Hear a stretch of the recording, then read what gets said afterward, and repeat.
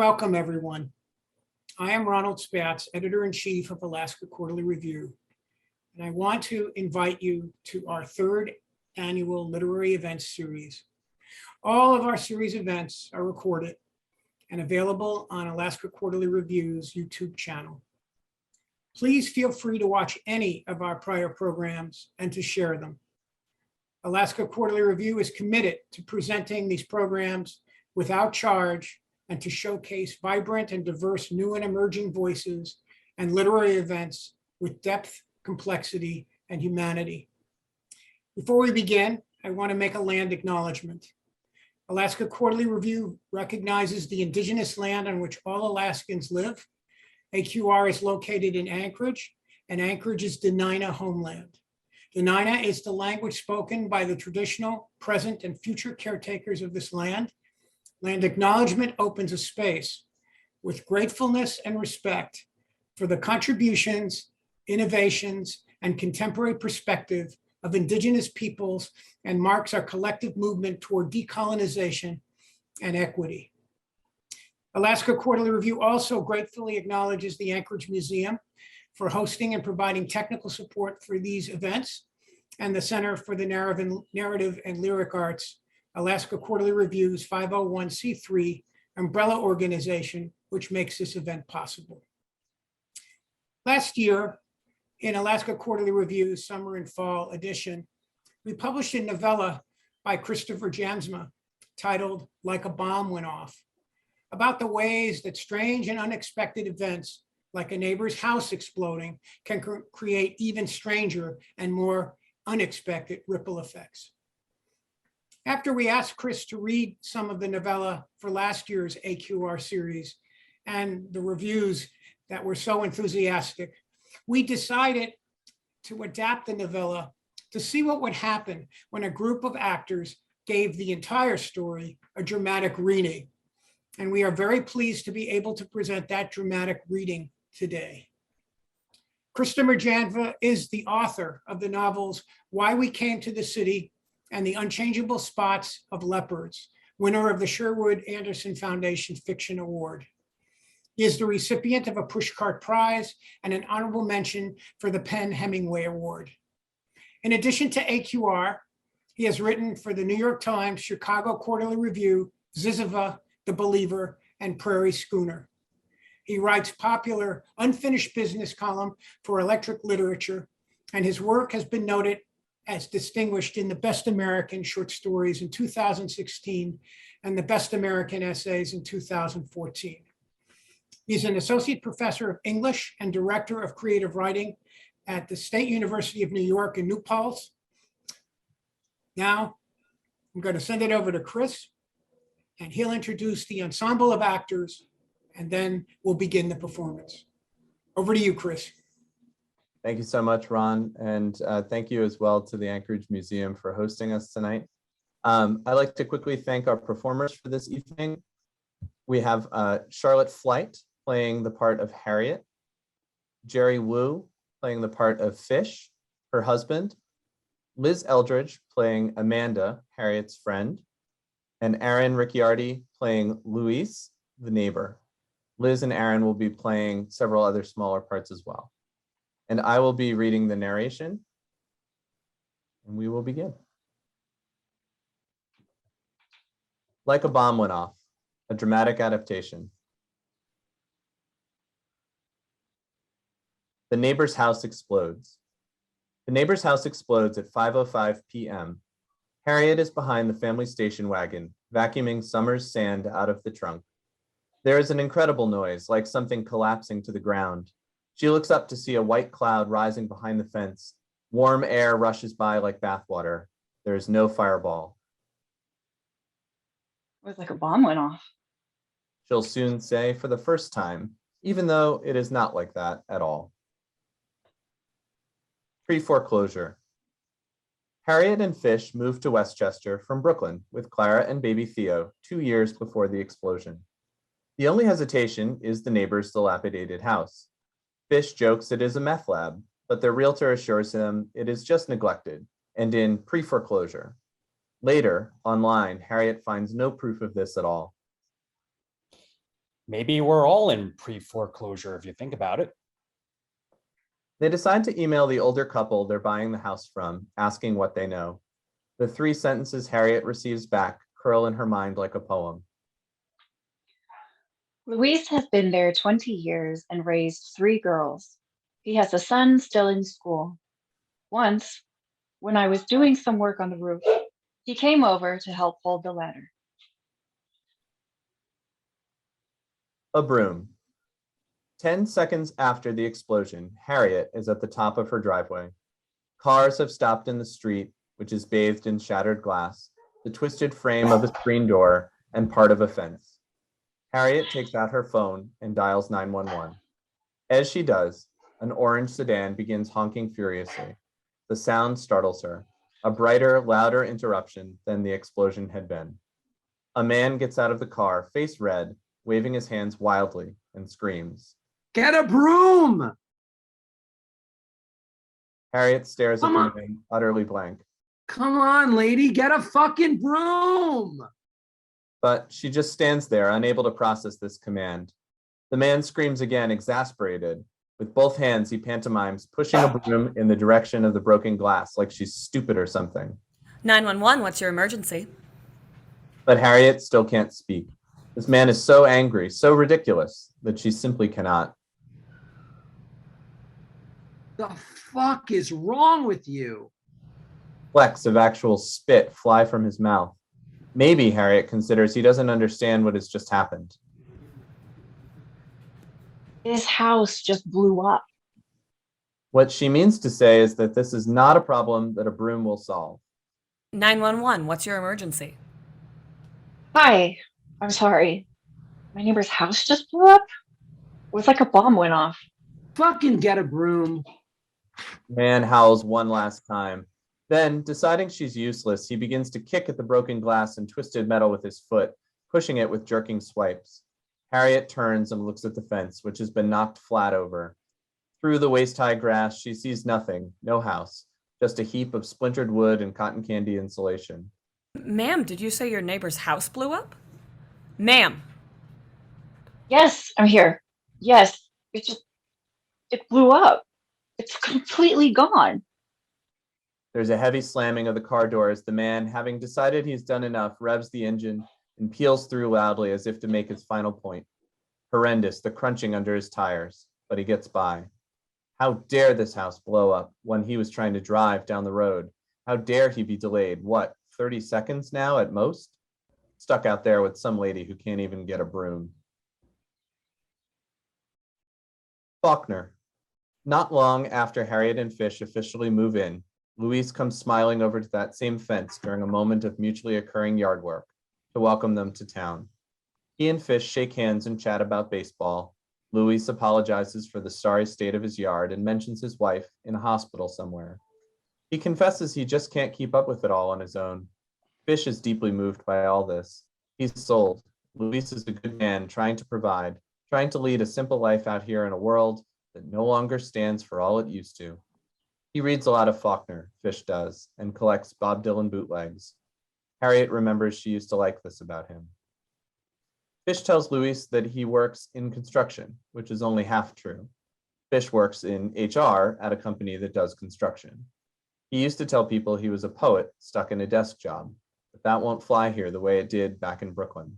Fish has figured that out already. Banco. By the time of the explosion, it has been months since Harriet has seen Luis around. Since the start of summer, there has been no sign of him or his son, only a strange man, a renter, or possibly a squatter, speaking only Spanish and disturbing everyone else on their street by sitting out on the road in a folding chair and enticing passing trucks to honk their horns. Harriet thinks it's funny. In the local moms group on Facebook, there's a whole horrified thread about it. But one day, the renter leaves a stuffed bear by the fence for Theo. Harriet takes it straight to the trash. The renter eventually comes to the fence to wave guileless hellos to Harriet. When she asks about Luis, the man responds with an onrush of Spanish that she cannot follow, and then he says the word Banco. gripping both hands around his own windpipe. And this, she understands well enough. The pre had become post, all in good time. An attractive nuisance. That first year, whenever friends and family come up to visit the new house, they inevitably comment on the neighbor's place.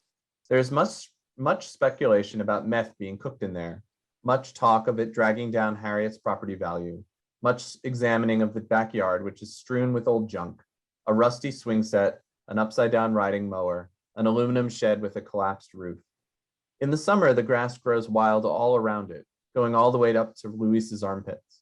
Then he rounds up a few other men to spend an afternoon mowing it all down again. Harriet suspects there is ragweed in all that wild grass and that it is causing her allergy attacks. But what can you do? There are things she knows that you can do. Harriet's father, during one visit, tells her to call the town and report the overgrowth, to file a complaint about the collapsed shed being an attractive nuisance and insist it be torn down. That's not a thing. It is too. One day Clara will go over there and climb around and get tetanus. And look, He points to several trees that have fallen on the property. One is stuck precariously on the branches of another tree at a 45-degree angle to the ground, just waiting for a strong wind to finish the job. what if that falls the wrong way and goes into your yard? It's leaning the other direction entirely. But her dad just tuts and stares out, watching as if it might come down at any moment.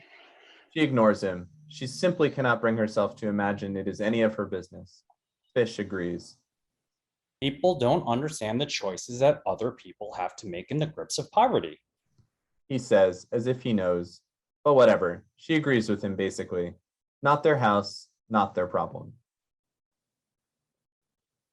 Since this was all trees, only now, suddenly, there is no house. Just a dust cloud lingering, just the memory of the warm air and the tremor that moved under Harriet's feet. The other neighbors come outside from all the way down the road. It isn't long after the cars begin moving again that Harriet becomes aware of an older woman standing across the street. She's never seen her before. She doesn't seem like she gets out of the house very often. But seeing as they are both standing there, staring at the same thing, she crosses between the rubberneckers and waves. She introduces herself as Fiona. That used to be a nice house. A Polish couple built it when I was a girl. They lived there 40 years before Louis bought it from them. You've been here a long time then. Since this was all trees. She waves towards the much nicer development behind them. I didn't realize that was so new. Oh, yes. Well, only maybe 20 years now. That doesn't seem very new at all to Harriet, but she reasons, if they stay in this house until Theo is grown, it will be about as long.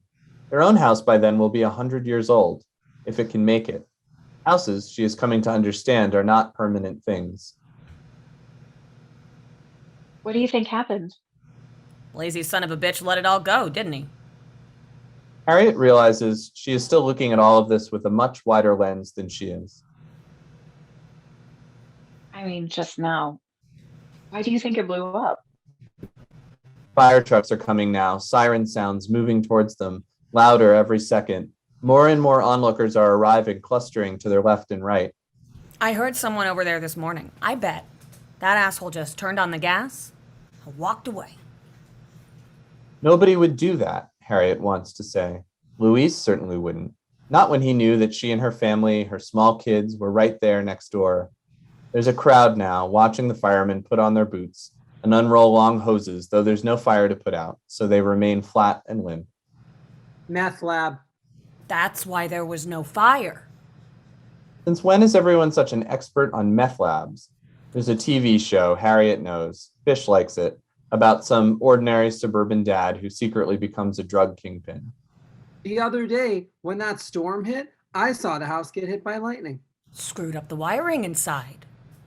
They're all talking and talking to Fiona now, whom they seem to know. Harriet doesn't know any of these people at all.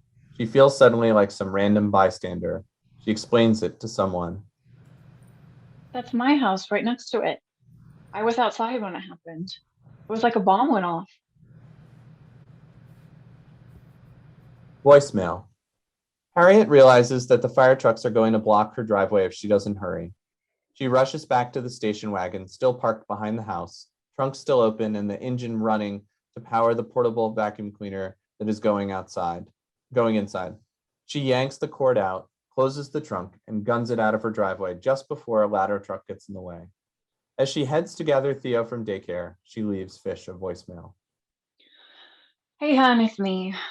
I just need to tell you, so you don't worry if you hear from someone else, that the neighbor's house just exploded. And I'm fine. And I haven't seen anyone over there in a month, maybe. But anyway, I'm fine, and your house is fine, but the other house blew up.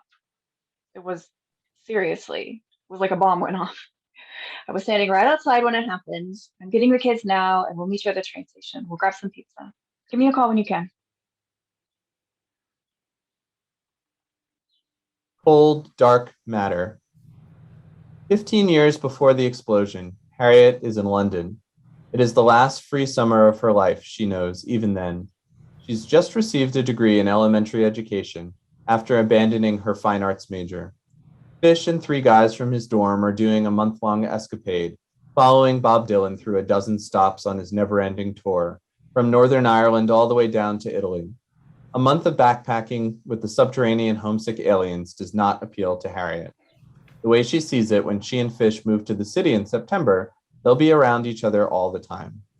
Instead, she splits the rent on a charming flat with Amanda, who is already in a doctoral program at Imperial College. Something to do with quantum science. Before she graduated, Amanda used to come by with Fish's stoner friends, but wasn't into getting high, so she and Harriet would sit together and soberly snicker while everyone else read sections of The Sound and the Fury out loud and debated if Dylan's Christian phase had actually been good or not. In London, we reminisce. We do the whole London thing. Sit by the Thames and eat fish and chips wrapped up in a newspaper.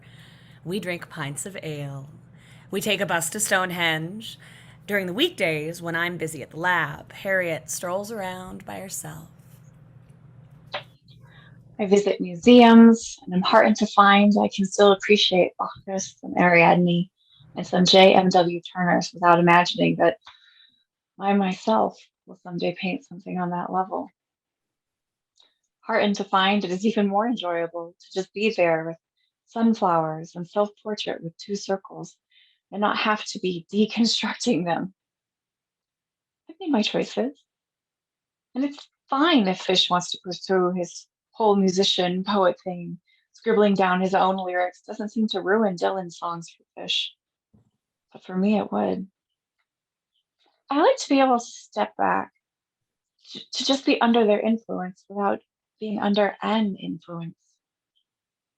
Only then it happens. I'm at the Tate Modern. It is pouring, and my architecture walking tour has been canceled last minute. Contemporary art never did much for me. Of course, it was all my classmates ever wanted to talk about. Piss Christ and the endless adulation of Warhol and the hollowness of commercialism, when really they all just wished they could have been alive to hang out at his tables at Max's Kansas City. All of which is to say that I am not expecting much as I walk in the steel legs of Maman in Turbine Hall, hoping to find the cafe and a hand dryer. Instead, I round a corner and step into a dark, empty room.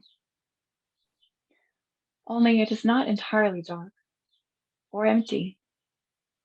There is a single light up ahead, dangling in the far corner of the room. Shadowed shapes swivel around it, some huge, some minuscule.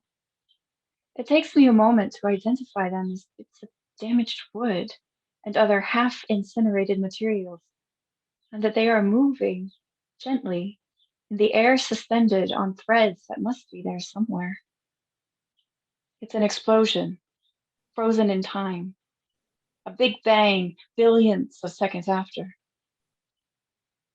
Slowly, I work up the nerve to walk forward, into it.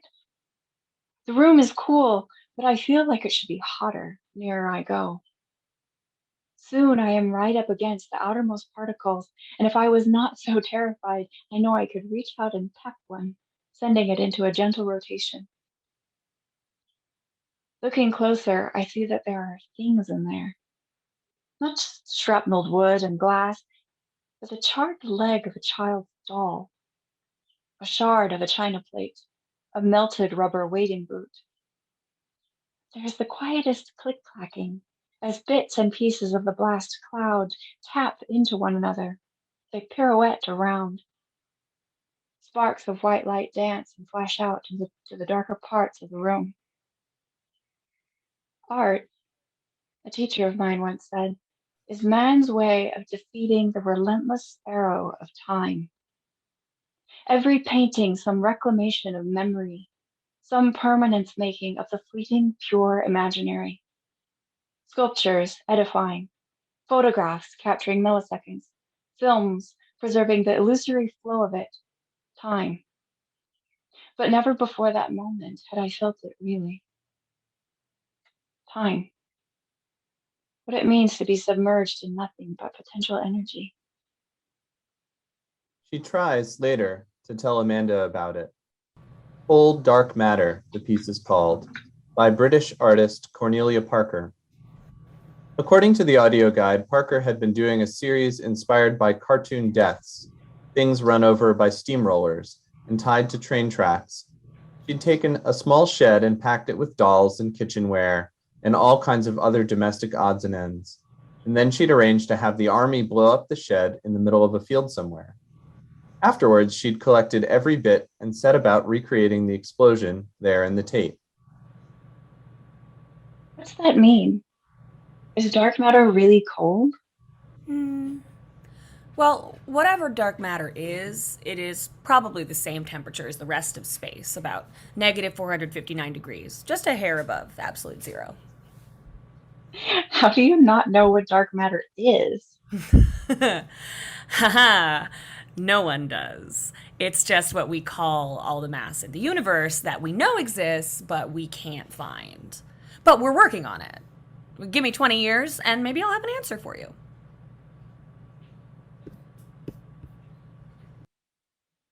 Train station. An hour after the neighbor's house explodes, Harriet sits at the little pizza place across from the train station, preventing Theo and Clara from doing too much damage as they excitedly hop around. There are news helicopters up in the sky, now hovering over by where she knows her house is. It was like a bomb went off. She has now told Theo's teacher, as well as the lady who runs Clara's after-school program. They looked at her like she was making it all up. Houses did not just blow up. Now Harriet hopes they'll see it. It'll be on the news tonight, local at least. She's looking through the window, watching trains roll in from the city. Fish is coming. He texts her to check that she's okay. He says he didn't get her voicemail. The neighbors have all been texting him. He was incredibly worried. She texts back.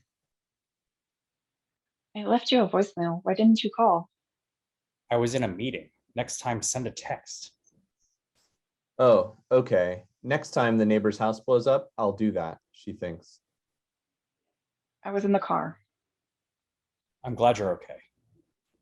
Why don't the neighbors text her? But she knows. Fish is the friendly one who meets people at the park and says, Let me get your number so the kids can get together. Harriet gets the sense from the other mothers that this is not how it is supposed to work. Fish should not be asking them for their numbers, should not be setting up play dates. This is her job.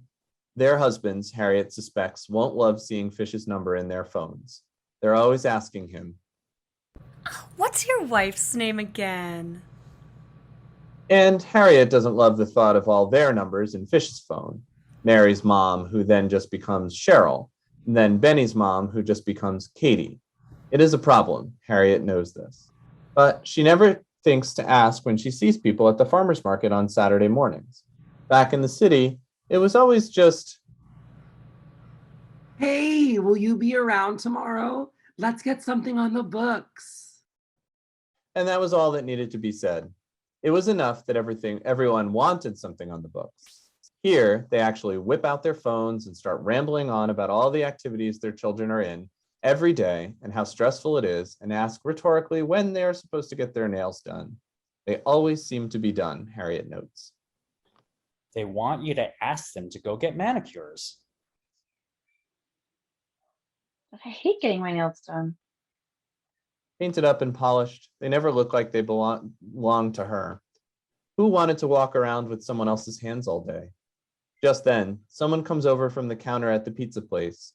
It is a woman Harriet half knows, Clara's friend from school's mother. Maybe her name is Joan? Don't you live near that house that blew up? I just texted Fish. Harriet shakes her head and widens her eyes. Is this how she's supposed to look? This is how they look all the time. Oh my God, that's our neighbors. I was standing right outside. It was like a bomb went off. Before she can say more, Fish comes up in a rush. Joan or whoever looks relieved to see him. She grabs his shoulder, pats at it. She was just telling me what happened. What's your name again, by the way? Living here. The look these women have, a little afraid always. Harriet is meant to be afraid of a lot of things, considering it is one of the more affluent suburbs in the state, in the whole nation. The local dads here are not secretly meth kingpins. The crime rate is essentially a negative number, and the people are also nice, though they don't drive nicely, and often they yell loudly into their phones, and sometimes while they're driving. But she's not afraid of these people, who she assumes all have better things to do than worry about her, though some other things do vaguely alarm her. Deer ticks, which she combs around for each day after the kids get inside, and there are signs up all over about what to do if you encounter a coyote. One time she saw one outside in the thin morning light, the size of her whole car. And then every year there are a few sightings of some large bear moving through the area. This time he was affectionately named Mr. Quakey, after the numerous appearances he'd made along Quaker Road. And earthquakes, apparently. Someone just casually mentioned this to her at the grocery store. Aaron, Isn't that's it what- incredible that they would put a nuclear power plant so close to a fault line? I'm sorry, what? Next to a what? Oh, yes. Well, that's why she got a form from school in the first week, asking if it was okay to give KI pills to Theo in the event of an emergency. What for? What's that? KI, potassium iodide, for if there's a meltdown over there. Oh. Well, do the pills do anything? I don't know. I guess. Sure. Okay, load them up. News 12. Their road is closed to traffic by the time they get back to the house. Initially, the policeman in his neon vest refuses to let them through, but Fish politely points out that they have 2 children in the back and the officer waves them past. He tells them they'll need to walk along the edge of the road because there are emergency vehicles everywhere. His house exploded and sent live wires right in the street. It did? Soon enough, they see for themselves a mess of cables on the road. Harriet, now carrying a shoeless Theo in her arms, realizes she must have run right past them. They'd been there, black electric death snakes inches from her feet, as she'd been calling 911, and as the man had been yelling about brooms. No chance to absorb this before a new reporter with a News 12 microphone approaches and asks her if she knows anything about what happened. And I was standing outside when the house blew up. It was like a bomb went off. She's aware of having said this phrase a dozen times by now, and that it is just as inaccurate now as it was at first, but she can't think of anything else to say. Do you mind if we come into your yard to get the damage from the back? Harriet leads them down the driveway. Fish and Clara follow, still holding shoeless Theo. Harriet pauses to point to where her car had been and where she'd been standing. There was this warm breeze. I didn't see a fireball or anything. There's glass. Where? Here. Everywhere. They look down together. Harriet, Theo, the reporter, and a large and expensive-looking camera. There is indeed broken glass all over the driveway, some just inches from where she'd been standing when she felt the warm breeze. Harriet reaches down and picks up a jagged piece the size of her head. She stares at it for a moment, studying it as if it has a secret writing on it somewhere. Holy shit. Honey, you could have been killed. Harriet hums. It certainly seems that way, though it does not really register. If you want to go back into the yard, you can see better. Painting. Harriet has been trying to quit painting for 16 years. By the time she'd met Fish in college, she'd already switched into the education program, thinking that she could become an elementary school art teacher. She did not then feel, and still did not, like she was meant to be a sweet, kind woman who encourages third graders in making things out of clay. But it had seemed easier to pretend to be that than an anarcho-syndicalist like the other young women in her fine arts classes. She'd been tired of lying to people at parties about having a girlfriend in the city. But even as she'd turned her attention from Monet and Pissarro to Piaget and Rousseau, Harriet had never fully been able to quit painting. If then it was still excusable as a frivolity, a hobby, now, a marriage and 2 kids later, continuing to paint was no longer harmless. Time spent with brush in hand ended up coming back on her later. Why weren't the kids' lunches ready? Why hadn't she gotten enough sleep? Why were her lesson plans a mess? It was difficult not to blame the 30 minutes she'd spent mixing the proper shade of violet for a painting no one would ever see or care about. It serves no logical purpose. I harbor no fantasies about being discovered. A primary school art teacher whose work might, at best, get a piece up the local mall atrium or in the foyer of the library. And even if that happened, then what? I have no desire to rejoin the posturing and preening, to attend the gallery parties that I skipped out on even back in my 20s. Yes, everyone pretended not to care about them. But this was premised on everyone else knowing it was only pretend. I had no hunger for attention, no statements to make, nothing substantive to express. And you have to have those things, it turns out, to be a painter. That matters a lot more than just liking it or even being good at it, whatever that means. But the paint doesn't care that I'm not a painter. The paint doesn't believe me when I tell it that.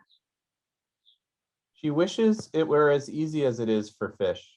By the time of the explosion, he has dutifully placed his worn-edged moleskins and dog-eared Faulkner novels up on a high shelf in the office/guest bedroom. He keeps up with his Dylan fan boards and seems content. He still picks up the odd bootleg, but that's different. All the dads here collect useless things. Vintage lunchboxes, signed baseballs, antique cars, things one can show off during playdates, discuss with other parents at the playground. Even if Fish's collecting seems pointless to her, it has a point to him, whereas her painting always feels pointless, even to herself. It is inconvenient, annoying even to Harriet that ideas are still somehow attracted to her brain, talentless as it is and always has been. Fuck off. She says to the ideas sometimes, but they fucked right on, so what else could she do? Awake late at night, going over the forms of something in the black of her mind, driving past her exit in the car, lost in a plan for how she might reproduce a certain shade of orange she'd seen in the evening sky, burning the stuffed portobellos as she thought through the layers that would be needed to create a texture so real to her that she could feel it against the pads of her fingers when she pressed them against an imagined canvas.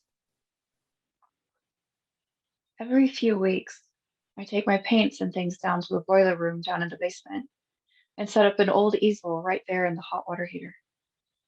Some nights, I'm up to a 1 or 2 just to be there with it. When the kids wake up at 5, I hate myself for having done it. But I do enjoy it in the moment. At first, it feels wrong, even shameful.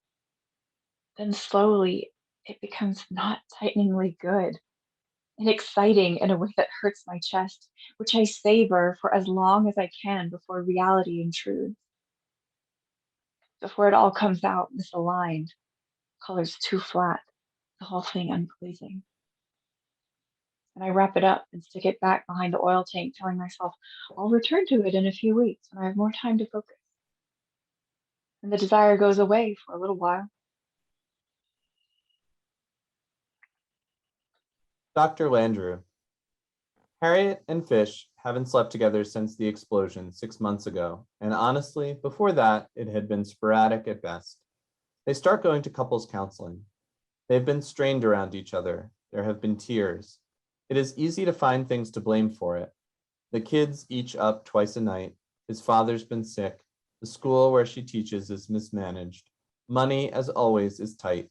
A burst pipe in the basement costs them $2,300 they don't have.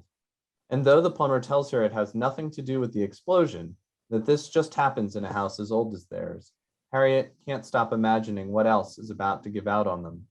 Roof beams, floorboards, foundation walls. Every tree in their yard now seems a disaster in waiting. Sometimes, as she's washing the dishes or folding a bedsheet or just flushing the toilet, she feels it.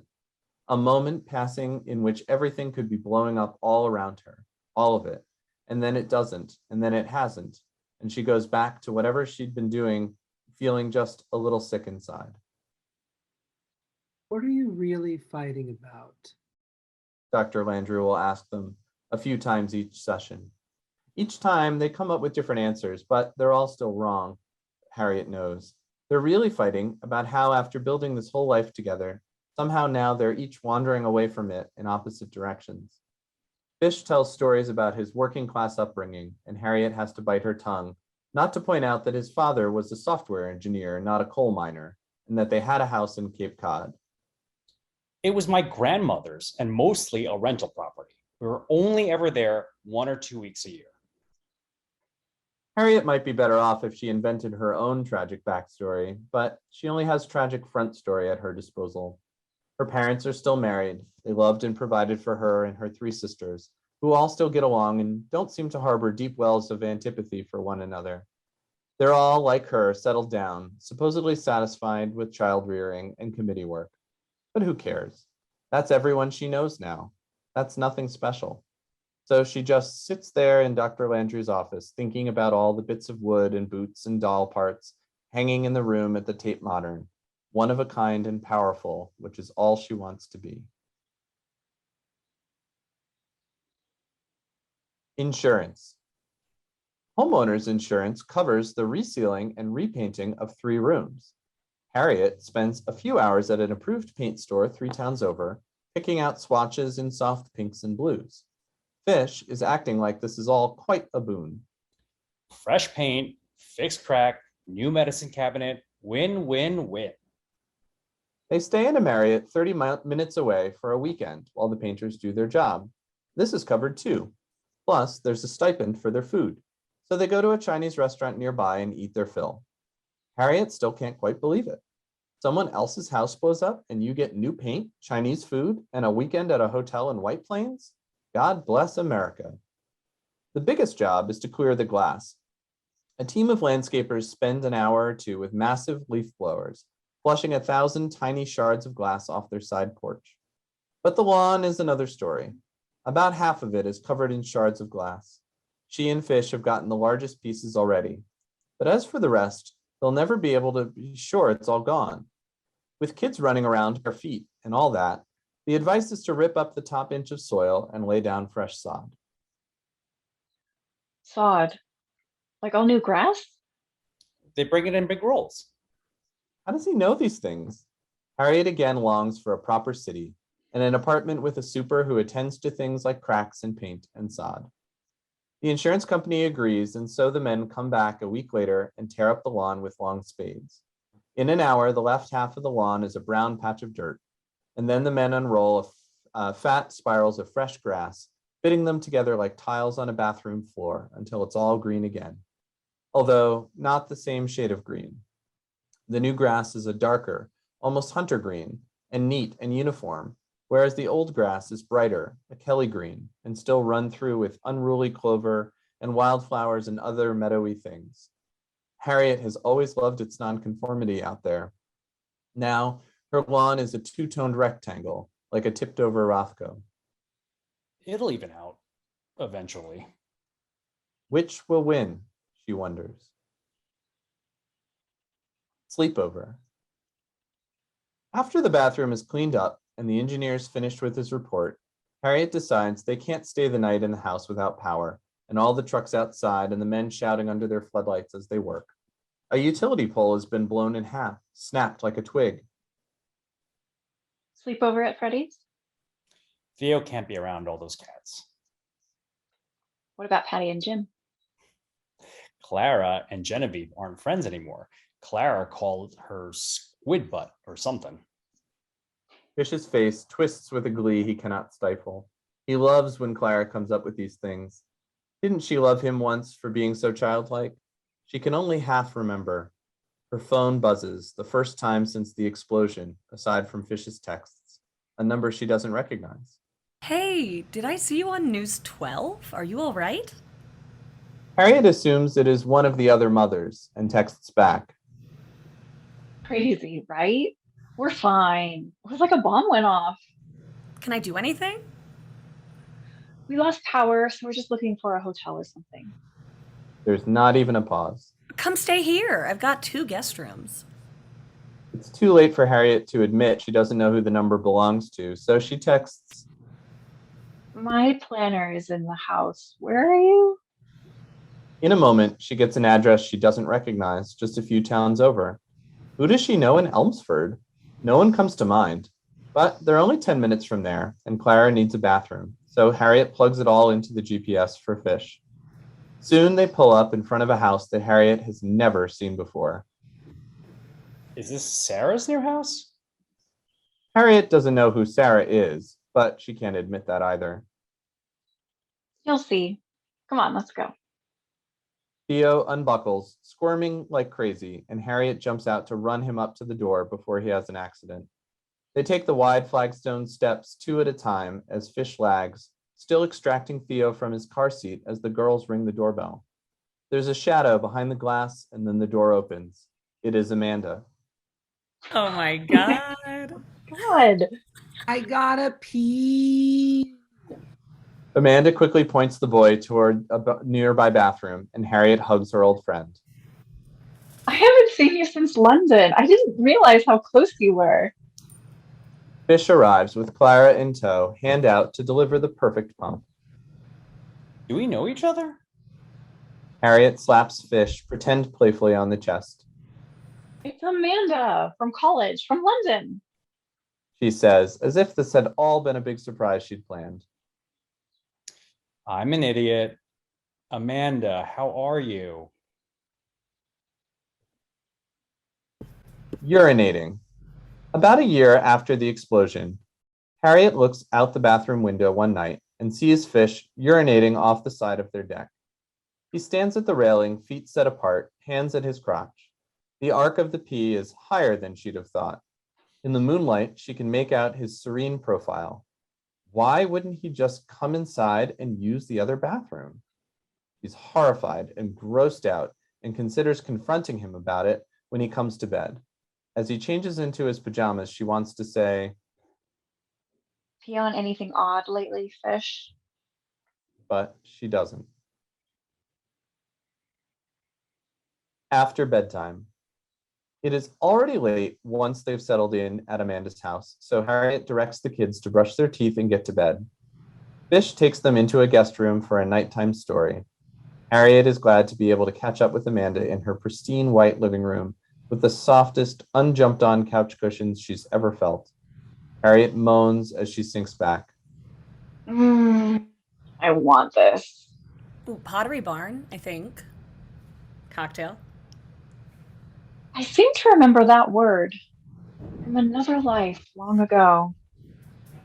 Amanda goes to the beautiful glass and marble side table with cut crystal decanters and a gorgeous French aperitif bottles in every color. There's a record player with a collection of opera performances and a fireplace so large you could walk inside it near a bay window draped in silk. Everything about this room, this life, is something Harriet knows is off limits to her now. You're at IBM now, doing research? That's right. She stirs something ruby red inside of a mixing glass with a long mother of pearl handled spoon, and then pours it through a perforated silver clamshell. From a bowl comes a fat yellow lemon, which Amanda zests expertly, curling the peel around her pinky before dropping it into a wide coupe glass. She hands the finished drink to Harriet, who sips and moans and lets her eyes go back. It's called an Old Pal, just like a Negroni, but with whiskey and dry vermouth and lemon, not orange peel. Harriet tries to drink it, not to drink it all in one gulp. as she contemplates how something can be just like something else, except with three things different. Guess you needed that. Oh, it's been a day. So tell me, what happened? Harriet runs through the whole saga, from cleaning the car to the man shouting for a broom to the neighbor across the street, the pizza place, the news crew, the glass on the driveway, 6 feet from where she'd been standing. It's like a bomb went off. You could have been killed. Harriet knows on some level that this is a true statement, and yet she cannot feel it is true. She has not been killed, and so she cannot wrap her head around the fact that she might have been, had she been standing just a little closer, had the explosion been just a little larger. After another sip of the old pal, she closes her eyes and tries to remember the feeling of the warm wind passing over her. She holds the glass up, even though it isn't empty yet. Could I have another of these? I'd say you earned it. As Amanda turns to make the next drink, Harriet tries hard to think about it. What if that had been her final moment on this earth? Cleaning sand out of a car's trunk with a little vacuum? But no, she cannot. It is not real to her, no matter how hard she tries. Then Fish comes into the room and it all changes around again. The orbits all change in the presence of his mass, his charm, and after 2 more cocktails and some light nostalgia, Harriet is ready for bed. Where sand comes from. At some point, Harriet gets into the habit of taking the old orange broom out to the deck and sweeping it from end to end. There are hundreds of little helicopter seeds from the overhanging tree. She cannot remember ever seeing so many before, and wonders if perhaps this overpollination is an evolutionary freakout following the explosion. If, having survived a sudden disaster, the tree is just going overboard in reproduction mode. SOS, genes disperse. It has been happening to her as well. Desire had returned to her from out of nowhere. Desire not for fish specifically, but not for not fish at least. Just a steady shortness of breath, a cloudiness of mind. Her lawn is still 2 shades of green. The battle between meadow and monoculture rages silently on. She sweeps the deck 3 times each day. There are always more seeds, and when she pushes them off the edge, they spiral towards Luis's yard. She imagines that they might there take root, that in 5 years, maybe there could be just a forest of little trees there, that in 10 more, they'll obscure her view of the wreckage completely. There are tiny bits of glass always amidst the helicopter seeds, even though it was all blown off by the landscapers back in the fall. At first, she was finding pieces a few centimeters wide, but after a while, there are just little pebbles, identifiable only when they catch the light. Finally, these are indistinguishable from all the other dirt that just accrues normally. Little crunchy bits, no bigger than grains of sand. Isn't that where sand comes from anyway? She thinks. Zen. Summer, 1 year after the explosion. The children are in camp. I am home alone every day for the first time since their birth. It is eerie at first. I spend hour after hour sitting at the kitchen table, sipping the same cup of coffee, getting up only to re-microwave it, and staring at the abandoned house on the other side of the fence. It has gone on the market finally, though there is still a mountain of debris, taped off with fluttering yellow caution tape. The listing has 3 photographs of the now condemned structure, but the town, or the Banco, never cleared the pile of insulation and siding. From time to time, a car pulls up, and a few house hunters walk slowly around the debris, conferring quietly before leaving again. I have not yet seen the same people come by twice. Her deck sweeping has taken on a ritual sensibility.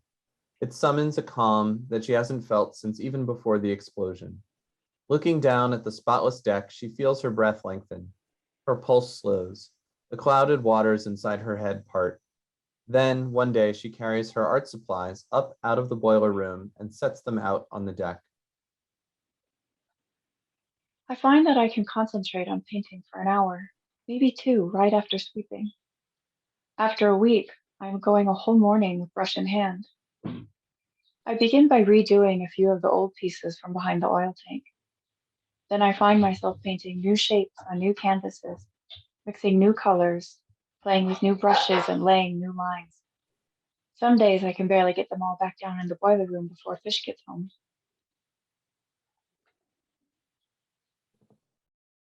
Other dimensions. In college, Fish's stoner friends are prone to making small talk about things like black holes and quantum mechanics. And even sober, she finds it fascinating, at least to a point. Amanda explains what quarks are and what string theory is. On her own, Harriet reads several books that Fish's friends dismiss as pop science, but which give her much to think about. She should read Gödel Escher Bach, they think. She should read Feynman. She ignores them. She understands enough, like how entangled quantum particles can feel effects in unison despite being thrown off at incredibly far distances, or how the known universe might be just one of many universes, and how within infinity there must be, logically, other universes where only one very tiny thing has happened differently. That's reductive. How can it be reductive if it's everything? Babe, are you high right now? No, you are. And then they'd had sex in someone else's bathroom, even though she had not especially wanted to. All this comes back to her as she paints out there on the deck in the summer, feeling the grit and sand under her bare feet. There is a universe where she stood a few feet closer to the neighbor's house and became blinded by those same tiny bits of flying glass. Another where the explosion is more powerful and rips her entire body to pieces. And there are an infinite number of universes where it never explodes at all. Another infinity in which it was never built by the Polish couple years earlier. Other infinities in which she herself never exists at all. She realizes that she thinks of the things she has been painting like they are stray flashes from these other universes, now come to her with some kind of intention behind them. This, she worries, is what a crazy person thinks like, and she eventually tells Dr. Landru. I say she's not crazy at all and urge her to consider that these images might be manifestations of internal rather than extra universal concerns. Wouldn't it make more sense that they stem from her anxieties? Perfectly understandable anxieties shared by millions of other human beings who've experienced a trauma or who have nearly experienced a trauma. Yes, I agree. That would make perfect sense. Logically, yes, that's what they are. A subconscious in pain, urging her to address its wounds. Only that just isn't what it feels like. Try as I might, and talk as I do to Dr. Landru every Thursday from 1 to 1:50, this framework simply doesn't take. I find it impossible to believe that these lines and colors are coming from anywhere inside of me. They are too intense, too magnificent. And if they are coming from inside of me, then how can I be so inept at bringing them out on the canvas? Again, I know on some level that this is the reality and that my failures to represent it all visually are none other than the same shortcomings I've had since my days at art studio. But at the same time, I am used to that level of limitation and flaw. This is bigger. Quietly, she maintains her belief that things are leaking into this universe from other ones. Something has ripped the fabric of, and with the tip of her brush, she pushes hard against the canvas. It punctures, then tears. And for the first time, she looks at her own work, fully satisfied. FOIA. Harriet fills out a Freedom of Information Act request over the phone with someone at town hall, and a few weeks later receives a notice saying that the police report she's asked for will be available for her to view. It takes an hour to go down to the police station to retrieve it. Driving over, she feels queasy. She weirdly doesn't want to know. What if they've concluded this was arson? That a propane tank's valve was left open intentionally, and that Luis, or the renter, or someone else entirely was there that morning, as the other neighbor had reported, She cannot decide what she will do with this information. She fears that it will crush her. And if it turns out that the kind man by the fence set off this explosion, which could have killed her or her kids or anyone, it would rip such a bigger hole in her universe. The sociopaths in the news are one thing, hard enough to deal with, but they are mainly abstractions far away from her. This would be different. This would change everything. Here's a report. Just one page? She looks at her as if she doesn't know anything, and she supposes she doesn't. On the form, there are illegible scribblings in different areas, mostly numbers and abbreviations she can't decipher. Things filled out there on the scene, on the fly. But towards the bottom, there is a typed section for the conclusions of the investigation. Someone has typed 3 words, near cause of incident. House blew up. In the dark. Harriet wakes up with a start in the middle of the night, Fish asleep next to her. It is another moment before she can put together what room she is in, that this is Amanda's beautiful guest room. From a jumble in her mind, she reassembles the strange sequence of events that led her here. The explosion, the train station, the text message, the cocktails. Now it is 2 a.m, and suddenly Harriet is thinking about Clara's medication, which she's left sitting on the counter in their kitchen at home. It's just an antibiotic from when she got a cut on her arm after calling Genevieve squid butt and getting pushed into the wire fence at the playground. If Clara misses a dose, Harriet knows nothing will come of it at all. She can just give her a pill after school once they're back in the house. But Harriet can't let it go. Fish is a sound sleeper, and there's no issue getting out from under his splayed legs and back into her jeans and shoes. She expects to feel off after the old pals earlier, but everything seems unreally sharp as she sneaks out of Amanda's house and drives off. Her heart pounds. She has never just snuck out before. It feels like an abandonment of her family there, as if they're kittens she's dumped on someone's lawn. She imagines telling them, Go. Be with Amanda now. Your father will care for you. it is barely 10 minutes to get back to her own street, with hardly anyone else out. But when she comes to the turn, she finds that the whole road is still roped off, and a police officer is standing there watching as the Con Ed trucks work on the downed power lines under huge spotlights. Hi. I live there next to that house that blew up. I forgot some medication my daughter needs. It's just in the kitchen. It won't take a minute. There's no way. It's all closed off. And with the down lines, forget it. Come back in the morning, early, just a few hours, and get it then. She doesn't argue. She knows it isn't even that important, and she's worried that he'll demand proof this is a life-threatening situation of some kind, which it isn't. She knows that. Still, she can't just go back. Instead, she parks the car around the corner and walks over to the running trail that goes through the woods behind her house. She's never gotten to it from her yard, though she's heard from many neighbors that it's not far off. Harriet is not a runner, but maybe she could be someday. Walking up the trail, she soon loses the glow from the streetlights, and the slivered moon above is behind heavy clouds. It is so dark she can't see her hands in front of her. Only out through the trees to her left does she see the silhouettes of neighbors' roofs against the farther sky. There's no way to know how far she'll need to go or where to turn in. As she walks into the blackness, she feels as if she's moving through the cold, silent reaches of outer space, through dark matter, though it is not cold at all.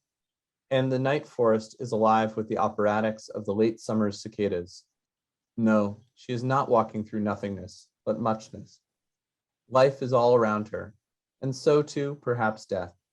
Coyotes. Mr. Quakey could be an inch ahead of her, and she'd never know it until she walked into him. And why not then nuclear meltdown? These things can happen. Things just explode whenever. Death just arrives whenever. That's allowed. Her hands shake. She turns on her phone's flashlight mode and illuminates the trail in a bath of silver light. Nervously, she taps on the screen until she gets a GPS map up again and can roughly determine that she must be about 100 yards behind her own fence. From out beyond, she can now see the glow of the floodlights. Stepping off the path and onto the leaf bed, She ducks below low branches and over stumps and rocks that threaten to send her sprawling. She turns the flashlight off as she comes to the fence and needs her hands to climb. The men out there in their high bucket seats working on the power lines, could they see her coming? Would they think someone was trying to break into these empty homes? Suddenly, with one leg over the fence, she realizes how reckless this is. The officer she'd spoken to earlier could be patrolling, could see her shadow moving across the lawn. She feels the crunch of strewn glass beneath her feet as she moves. Any step could send a shard right through her shoe. She's sure, easy as anything. She thinks, God, how fucking stupid am I? This is so fucking stupid. but she's there now, at her back door and getting it open with the little key they hide inside a hollow plastic rock. And then she's inside the kitchen, putting her hands around the little orange pill bottle on the counter. There are just 2 pills left inside. The course is almost over, but it feels so solid in her hand. She's alive and her house is standing, and she leans then against the edge of the sink to keep herself from losing her balance. The adrenaline is sending her head into a flood. She breathes hard and fixes her eyes onto the window, out the window on the place where her neighbor's house used to be. The view looks all wrong, but she knows that soon it won't. The heat death of the universe. Amanda comes over to the house one afternoon, almost 2 years exactly after the explosion and the night that Harriet and her family spent at her house. She drops off some shoes of Theo's they left. Harriet says she could have just thrown them out. He's 4 sizes bigger already. You never know. I thought maybe you could end up having another. Child? No, thank you. She has managed to clean up mostly, but the painting she was in the middle of is still out on the deck and needs a few hours to dry. Is this a bad time? Are you working on something? I smell turpentine or something. It's nothing. Just some touch-ups to the baseboards. Do you want water or anything? I'll take anything. Anything stronger than water. I don't think I can manage a cocktail for you, but I have some white wine in the back of the fridge left over from something. And Amanda seems fine with this, but for some reason, Harriet goes further. There's some weed stashed in the back of Fish's nightstand. Soon they are giggling, reminiscing, 2 joints sloppily rolled, and they're standing out in the yard so that Amanda can see the wreckage there over the fence. I can't believe they still haven't cleaned it up. People come by sometimes to look around. The bank must be trying to sell it. Sooner or later, I guess. Someone will knock it all down. Start over. Harriet looks down to where the new grass has begun to die out in light patches. You've got rabbits. Really? I thought it was groundhogs or something. They dig around underground too, but they also pee everywhere. It's bad for the roots, but you can get this stuff to treat it.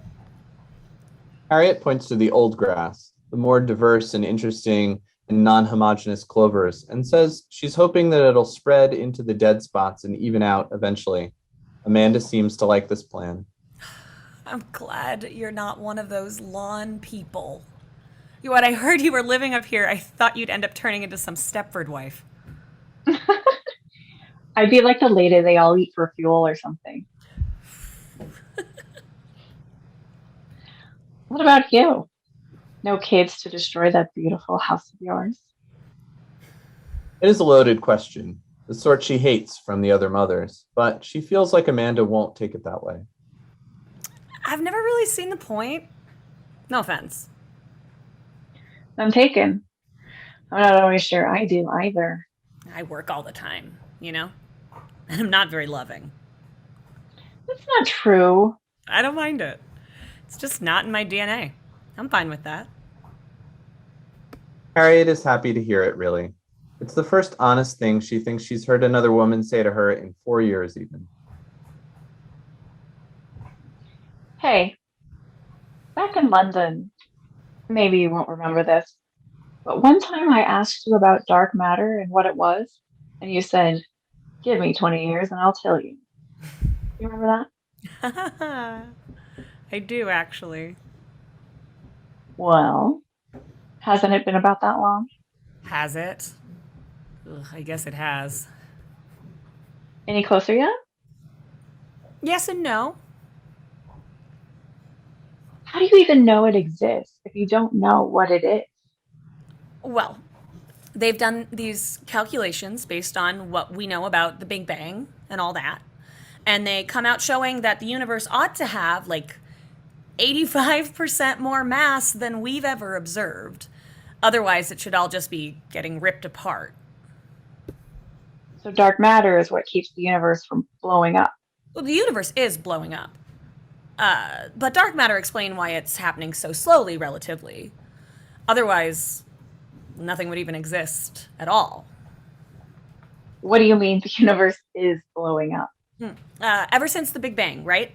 13.8 billion years ago, everything's been expanding, right? We call it the heat death of the universe. Bunch of poets you have working on this stuff. All it really means is that we're slowly losing energy as things expand and cool. But if it wasn't for all this dark matter, that would all happen much, much faster.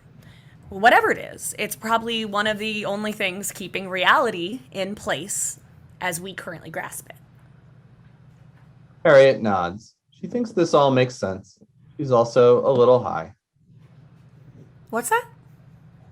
Harriet realizes she's just said something, and then she remembers what it was. We're all in pre-foreclosure, if you think about it. Amanda nods as if she knows just what this means, and Harriet stares down at the little brown spots on the lawn. It crunches under her shoes a little. It's fish What is? peeing on the grass. Amanda almost doubles over laughing, even though Harriet isn't even smiling. Slowly, Harriet explains what she's been seeing fish do at night. Maybe it's a sex thing? Isn't that like a fetish that people have? Peeing on lawns?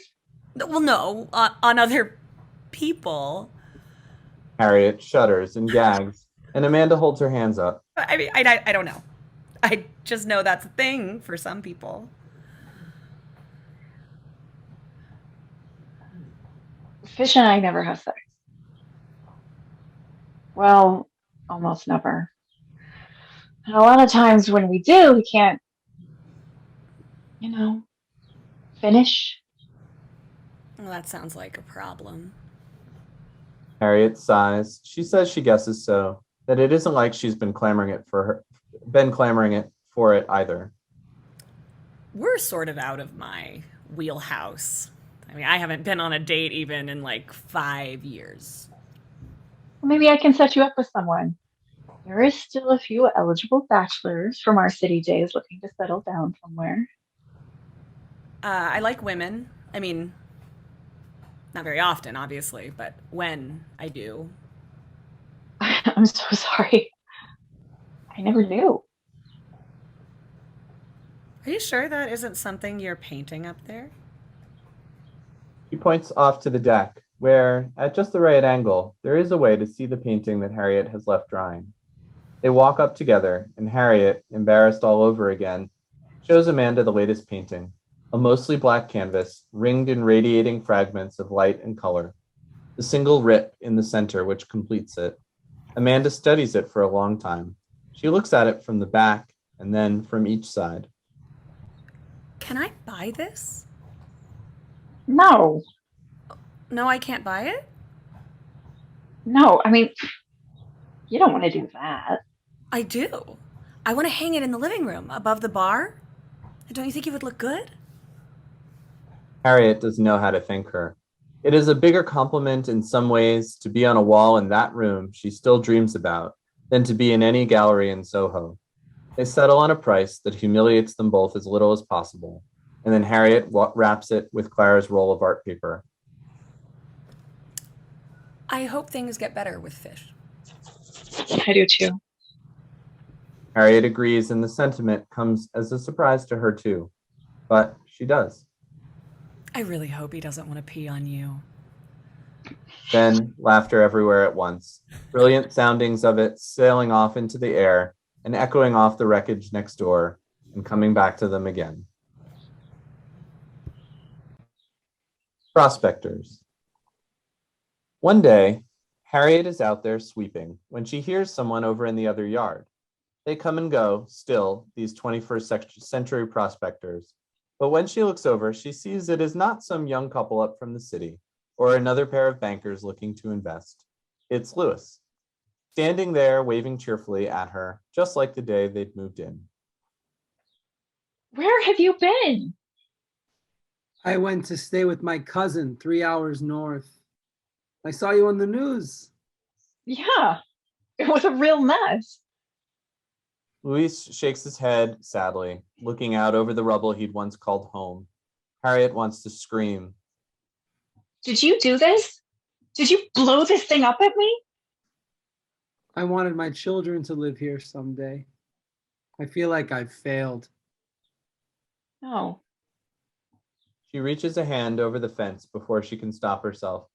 He grabs at her hand and squeezes it kindly. You raised them right. You did the hard part.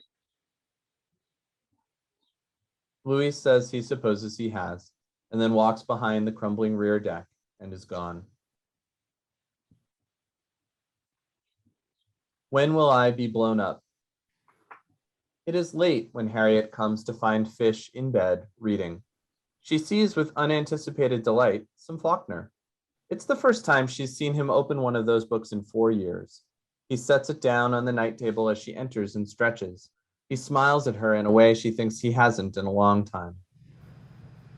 Did you see they were over there picking up some of the yard today? He gestures to the window that overlooks the lawn and the other yard beyond it. She hasn't told him about Luis. She isn't sure how to explain the encounter. Somebody finally bought it? Fish shrugs his shoulder and runs his hand through his hair, scratching it lightly. I guess. I was just out there the other day. She comes to sit down on the edge of the bed. She sees he's dragged their old woolen blankets out for the winter coming. Amanda stopped by. She did? What for? Just to return some stuff we left over there. 2 years ago? We've all been busy. I should be jealous, I guess.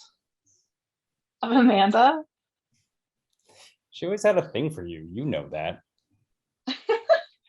I didn't even know she was gay until yesterday. Stop. You must have. Am I that unobservant? No, you're just. He shrugs, unsure how to finish. Harriet isn't listening anyway. She's running back over their conversation, wondering if she was rude or insensitive at all, wondering if this explains her buying the painting, a gesture of unrequited love and not of actual artistic appreciation. But as much as she would normally be inclined to believe that there must be some other reason for the purchase, Harriet is surprised to discover she cannot put aside the notion that Amanda really liked it, that the painting was truly good, that it is actually worthy of hanging there above the bar and being stared at while old pals are made and operas are listened to, that someday Amanda will put her arm around a lover there on the white couch, who will ask about the painting and Amanda will say, Oh, it was done by a dear old friend of mine. and that even if by that point Harriet has been run off the road by an irate driver or eaten by Mr. Quakey or blown to pieces in some fresh hail of glass, that the painting will endure there and mean something there to someone. That's the point, she realizes, or maybe she just remembers. Fish, have you been peeing on the lawn? What? I saw you out there one night. I've seen you a bunch of times, actually. You didn't say anything. I didn't know what to say. After a long sigh, he stares up at the ceiling where thin cracks have begun showing again lately through the new paint, which really isn't new anymore. It's like a compulsion. That's what Dr. Landrew calls it. You talked about it with her. He nods and looks Harriet in the eye for the first time. She can see his shame, his fear, It started right after the explosion. I just get these urges, like I couldn't stop myself.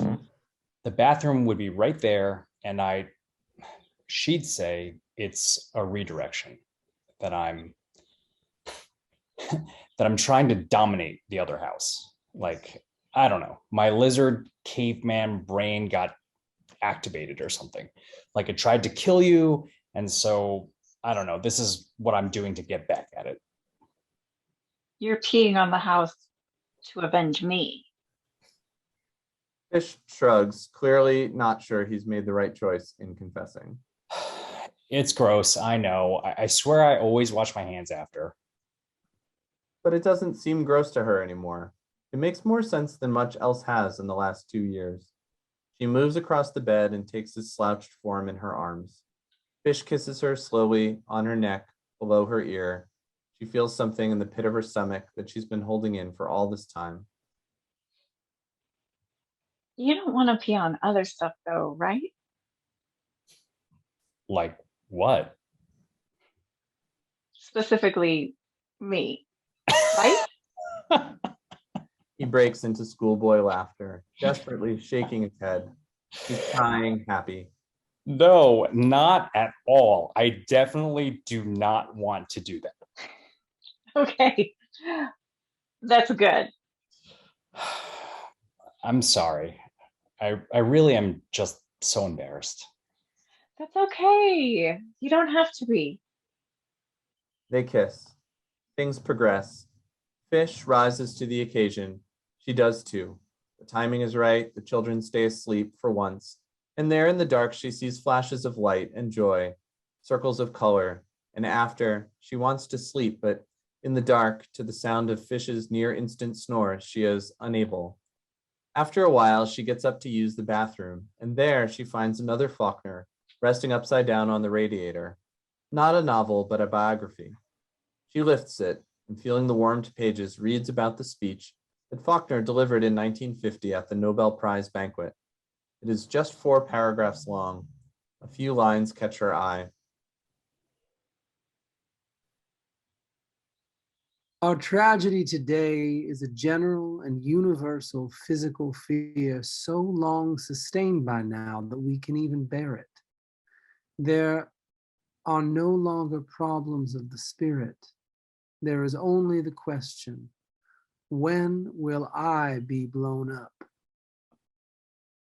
She thinks how there must have been times in the past when things blowing up were not so uncommon. How there are places in the present where they are not so uncommon. The problem really is that she lives here and now at a rare juncture where it isn't expected. She mouths those 6 words over and over until they are less a question and more a prayer. When will I be blown up? When will I be blown up? When will I be blown up? She'll be blown up, she thinks, or her car will crash into someone else's, or her heart will seize in the international food aisle, or cancer will invade her from top to bottom, Lyme's disease, or a nuclear meltdown. Something will happen eventually, probably nothing even that interesting. We're all in pre-foreclosure if you think about it. Until then, she thinks, she is warmed by the thought of Fish, asleep, upside down, bare-assed to the world. For a second that lasts a lifetime in her mind, there's no one at fault.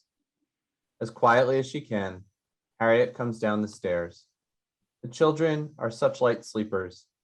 She eases the door open to the outside and steps onto the dark, quiet deck.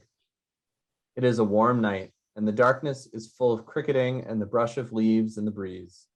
Immediately, she knows this is her favorite place in their house, technically just outside of their house. It is womb-like, and yet it is open to the night sky and to the world around them. She moves slowly to the railing where Fish had been standing, telling herself that it is such a warm evening that any residual drips will have evaporated. She can't see anything there on the gray flagstone.